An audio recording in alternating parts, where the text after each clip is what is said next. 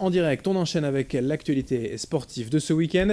Au programme du football, tout d'abord de la Ligue 1, avec l'avant-dernière journée, la 37e, et le LOSC qui reçoit Marseille demain soir. Ouais, l'OM, une affiche attendue au stade Pierre-Mauroy, c'est ce samedi à 21h. Alors pour ce match, Gueye est suspendu, mais par contre, René Girard pourra compter sur les retours de Chiar et de Corchia. Beaucoup de monde à l'entraînement hier à Luchin, depuis que les tribunes ont été installées. Plus de 1200 personnes, c'est un record. Forcément, comme c'était un jour férié, ça a aidé à cette magnifique affluence, mais en tout cas, il n'y a jamais eu autant de monde. Ça veut dire que malgré le fait que la situation est plus ou moins figée, on sait que le LOSC devrait terminer 8 ou 9e, eh bien, il y a encore beaucoup d'attentes en cette fin de saison de la part des supporters. Ce pourrait être le dernier match de Lopez sous les couleurs du LOSC, puisqu'il partira ensuite en sélection avec les moins de 20 ans en Australie, l'équipe du Portugal. De leur côté, les Olympiens, les Marseillais, visent la 3e place de Ligue 1, donc ils ne viennent pas dans le Nord pour faire de la figuration. S'ils gagnent à Lille, tandis que Monaco concéderait une défaite ou un nul face à Metz, ça permettrait à l'OM de passer à la 3e place.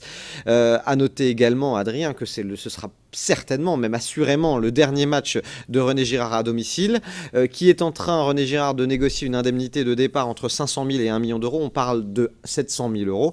Et à noter également que son successeur est presque connu, et Hervé Renard tient carrément la corde.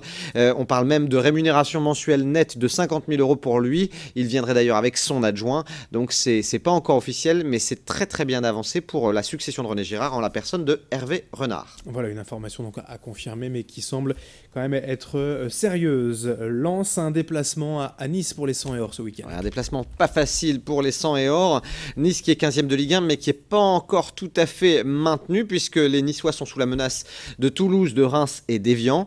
Un contexte d'ailleurs tendu, puisque les supporters niçois ne sont pas contents. Ils ont envahi la pelouse lors du dernier entraînement. Ils s'en sont même pris à Claude Puel. Ils ont failli en venir aux mains, donc c'était très tendu, ce que regrettent les dirigeants niçois, bien entendu. C'est peut-être face à des Niçois sous pression qu'il y a la place pour le Racing d'aller faire un résultat et enfin sauver un petit peu l'honneur et le Nord par la même occasion, si on peut parler ainsi. Essayer de finir quand même sur une bonne note pour les Lensois, décrocher une dernière victoire avant la fin de cette saison. La Ligue 2 pour terminer, Guillaume, avec Valenciennes. Et là, Adrien, je dis attention, car les Valenciennois sont clairement en danger. Ils sont en déplacement ce soir à Sochaux à 20h30. Une défaite pourrait tout simplement les rendre à nouveau relégables à la fin de cette saison. Si Orléans gagne à Arles-Avignon ce soir et que Ajaccio, dans le même temps, s'imposait à Nîmes, Valenciennes se retrouverait 18e de Ligue 2 et donc relégable.